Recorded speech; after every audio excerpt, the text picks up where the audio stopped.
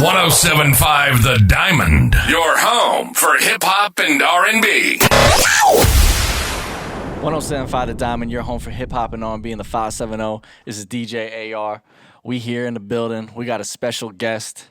His name's Ant. What's up? Yo, how we doing? What's going on? We're doing all right, man. You know, I appreciate you coming up to the station. I appreciate you having me. It's a long time in the making. Yeah. You've been doing this for, what, over a decade now? Yeah, just about. Okay. The first song I can remember, and especially that was getting a lot of buzz around town, was Watch Out For Me. Yeah. That was one of the early records that I had the honor of being able to produce for you. Yeah. You know, what was that time like, especially on that initial mixtape and, you know, getting the ball rolling with all the music? I mean, it was 10 years ago. So, 18 years old. We're young, trying to get active, you know what I mean? It was fun, you know what I mean? A lot of inspiration, a lot of motivation. Our key was just to keep going, stay active, keep the ball rolling some way, shape, or form. But it was fun. Making that track, you know what I mean? It was fun. It was fun. Yeah, that was a dope time, especially that was off Nothing to Lose, right? Yeah. So, yeah, 2017. And after that, you had gone to ATL to do Coast to Coast. Yeah, that was pretty much like, you know, my first time going to do like a show kind of, you know what I mean? The experience was really fun. A lot of young artists, including myself at the time, you know what I mean? It was great. The atmosphere was amazing, you know what I mean?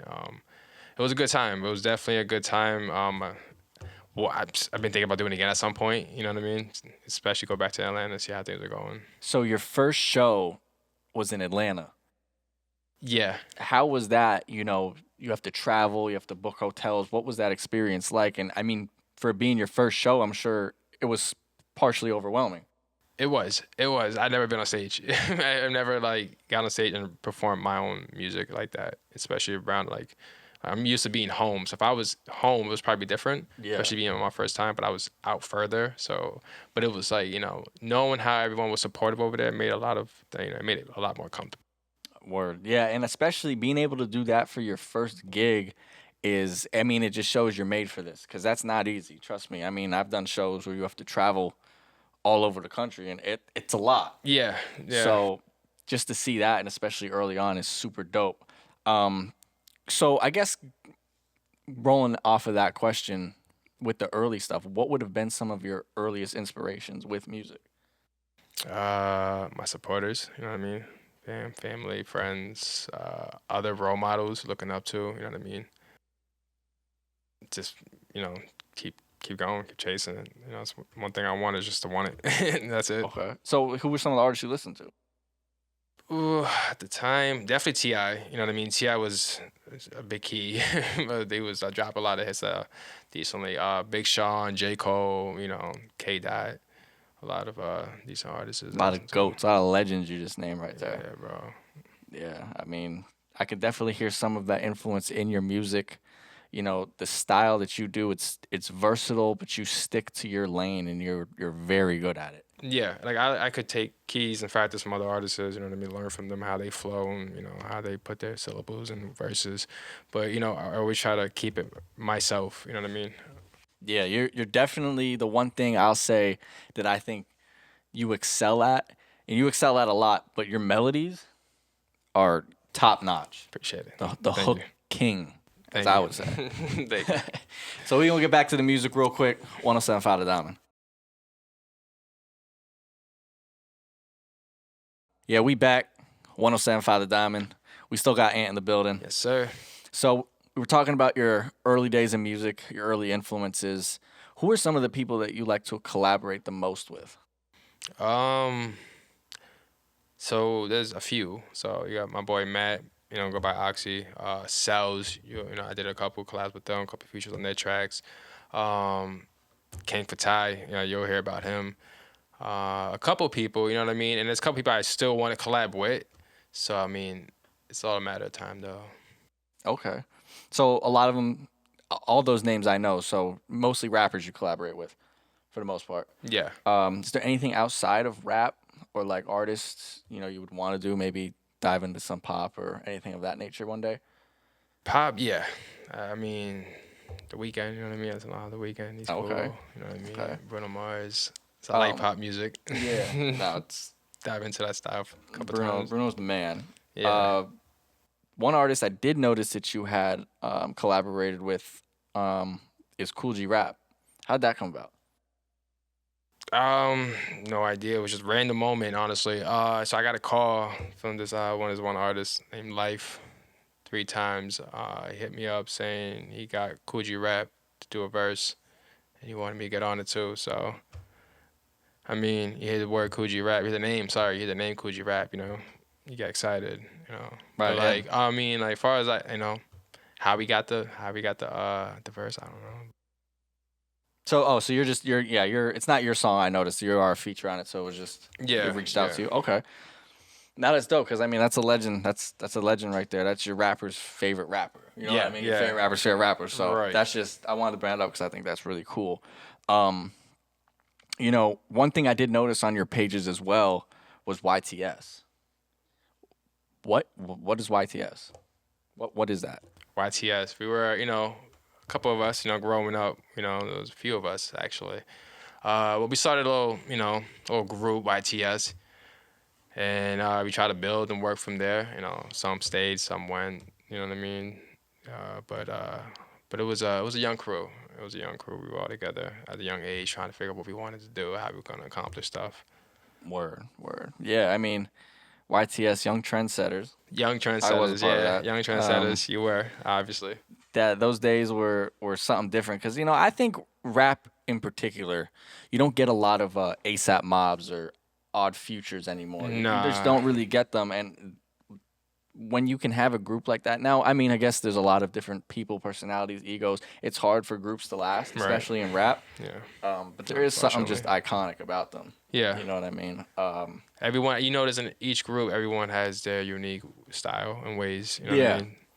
And they all built and learned from different perspectives off each other. So it's kind of how like we were doing Right. when we was growing up. Yeah, because learning. everybody was very unique in their own way, but still similar. Yeah. And Very. it made for a good time. And I wanted to bring that up because I feel like I said, we don't get a lot of groups like that in Mm-hmm. rap anymore. And in that point in time, it was a big thing going on. Yeah. Um, and hopefully, more stuff like that in rap comes back. Progress. Yeah. Yeah. Definitely. That'd be cool. So after all of that, you fast forward and you put out the Rebirth. Mm-hmm. And I noticed that's 20-something songs. It's a long project. It was a couple. Yeah. It's a long project. What inspired that, and how did that come about? So just learning different ways of music, to embrace myself as well. You know what I mean? Collabing with my boy, collabing. You know what I'm saying? Trying to figure out different keys and factors of trying to create music, different sounds. Listen to a lot of rodeo at the time, so you hear a couple of, like similar sounds.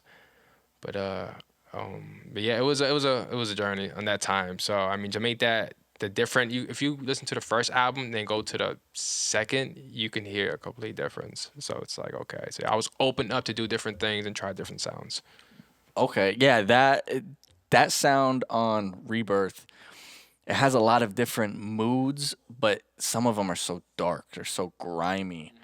What's your favorite joint on that? The one, you know what I mean? Okay. The one's on there. So that was, everyone was enjoying that one. So that was fun to make. Autopilot, definitely Autopilot, just because, it signified what I am, never changed my name. My artist name is Ant, you know what I mean? So that was definitely one of my favorite ones. And then Complicated.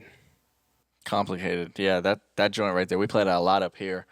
That just has that vibe of it's heartbreak, but it's a mood. That's a really good one. I can't choose my favorite off there because I like them all. But the one definitely is like that banger, especially on the beat switch. Yeah, when it the switches to flexing, Yeah. and you just start going. That's something right there. Listen, if you don't know who Ant is, you got to go check him out. Make sure you go follow him on everything. What's your Instagram?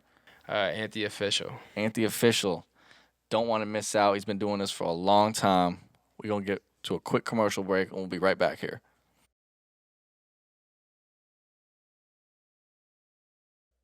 DJ AR, we back. Ant, so I got a couple more questions for you here. Your last album, which was The Rebirth, that was last year. Yeah. This year so far, you put out a new single called Heat Check, and you giving a lot of people work on that song. Like, you were just letting the haters know that you're not taking none of their crap. Right.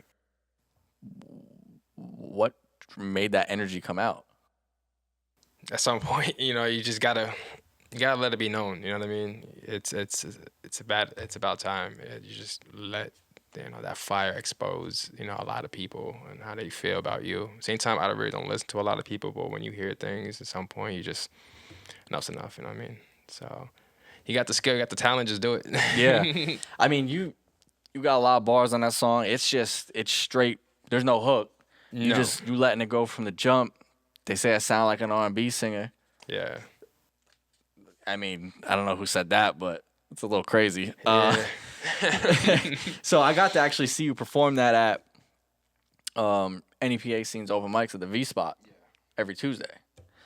What's it been like having that opportunity to be able to perform consistently on stage and with a nice crowd? It's fun. It's cool. Keeps you loose. You know what I mean? Keeps you warmed up. So when big events head your way, you're ready to just get back on stage and do it again. And then you got other artists over there that are very unique in their own styles. You know what I mean? Just to sit back and listen to. It's a cool vibe over there. I suggest every artist, local artists, artists outside to come down and check it out.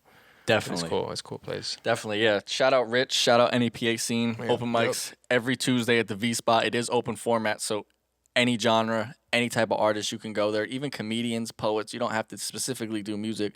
Just want to shout out him because he's one of the people that gives us a fair shot. Yeah. I always say that, we don't get a fair shot because of the stigma around hip-hop and what they think it's going to bring to the table.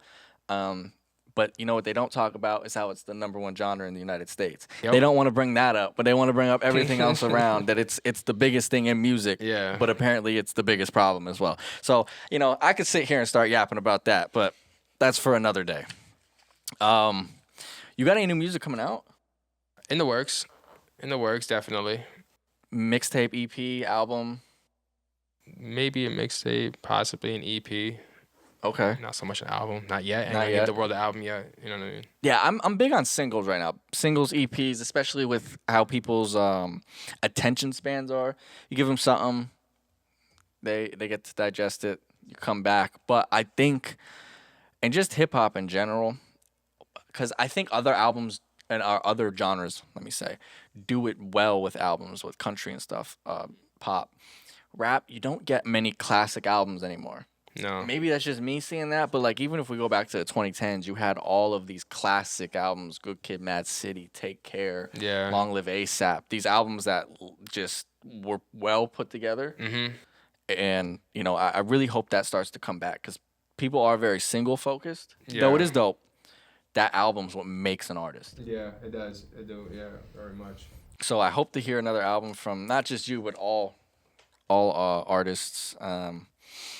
Is there anything, any final remarks, statements, people you want to shout out, anything of that nature? I mean, my name's Ant. I appreciate y'all watching.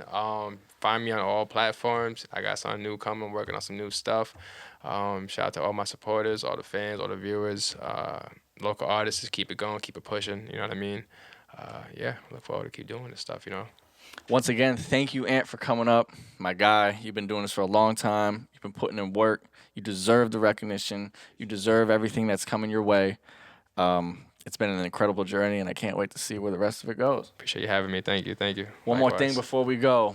We got Atmosphere Music Fest, August 2nd at the Ritz Theater, 12 p.m. to 12 a.m. Some of the acts on there: Gomi J, Methodonics, Crease Cooper, Cells, headlined by Relic Rhymes and Lossy. Listen, we giving away 2 tickets. All right, we're giving away 2 tickets. All you got to do is follow us on Instagram and DM us the keyword. We say the keyword every hour. Every hour you have a chance to get these. Every day. Don't want to miss out. My boy, we will see you there. Copy that. And we out.